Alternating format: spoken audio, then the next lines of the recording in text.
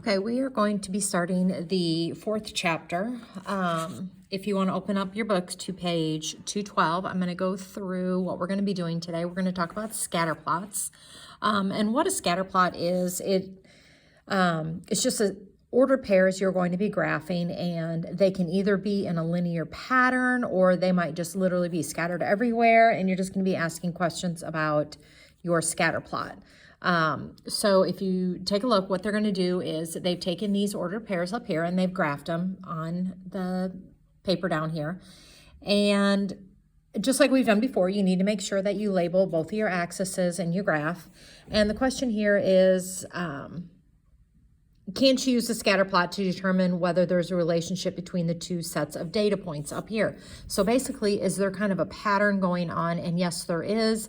If you take a look, it looks like it has a negative pattern. So as the hours get higher, the number of viewers get, new viewers get lower.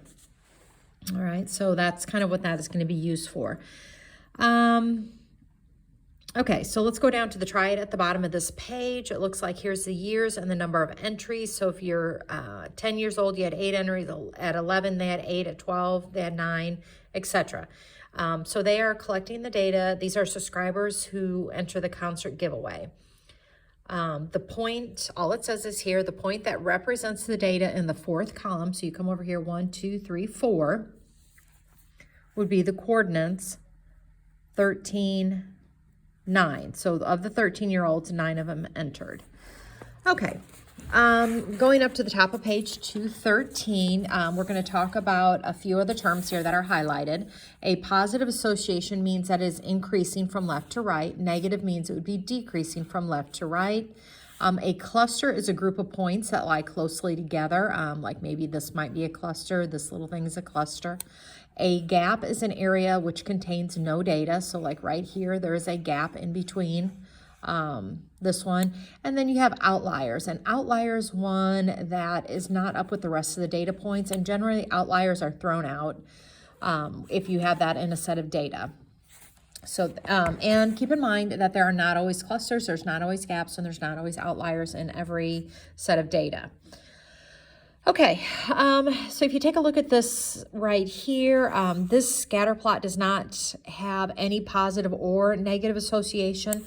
So if I were to ask you this, this scatter plot has no association. All that means is that the number of foul balls and the minutes played have nothing to do with each other.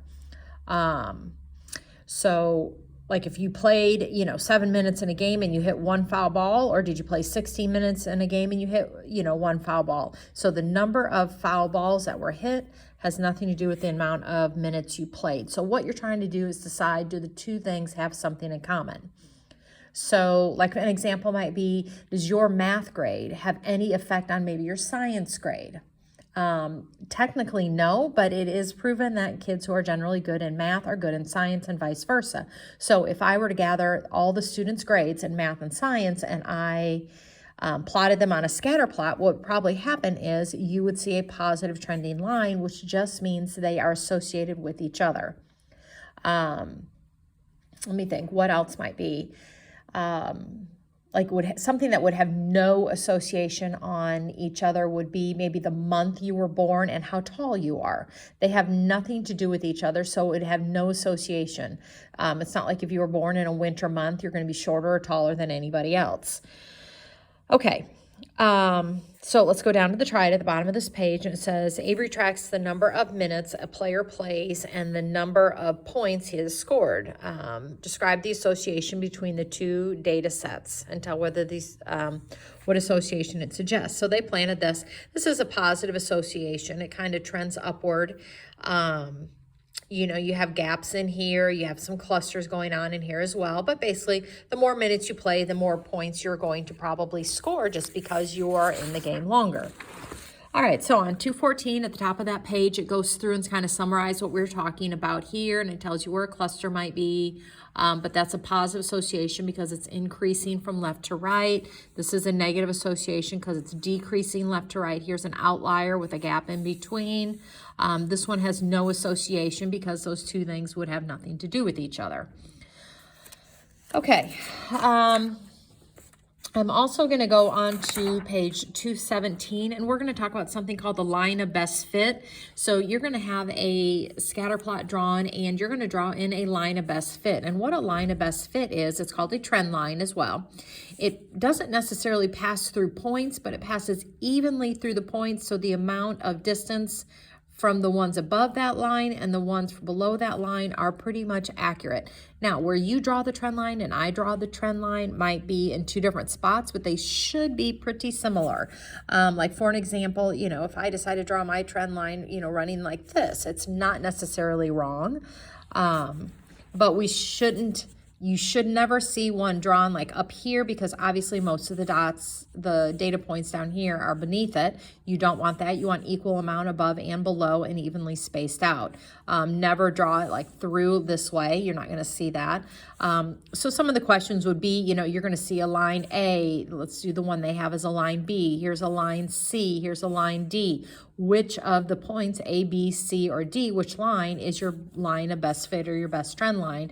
And you would say the blue one that they have drawn.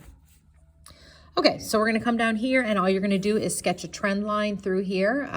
You know, basically what I would probably do is just do something like this. And you kind of look and say, yeah, is that even? You know, could I have gone down a little bit further? Probably. But that would be your trend line or your line of best fit. Okay, the strength of a linear association. A strength would be if it's obviously a positive because it's increasing, but is it a strong positive? You want to know, is it a weak association or a strong one? It's how clustered are these points with that line, and it's kind of a subjective thing. Like if you take a look at this one, obviously these are, you know, a lot tighter fit around the line. That's a strong association. This one's a little more relaxed, so it's a weak association. What that means is that temperature and ice cream sales, the amount of money you bring in from ice cream and the temperature, have a positive trend. The hotter the temperature, the more you're going to sell. That makes sense, but it's not a real strong fit. That just means, you know, people like ice cream when it gets a little cooler out as well. Over here is the number of people at the beach as far as the temperature, and there's a very strong association between that. Though obviously the warmer it is, the more people you're going to see on a beach, just because people generally don't go to the beach when it's cool out.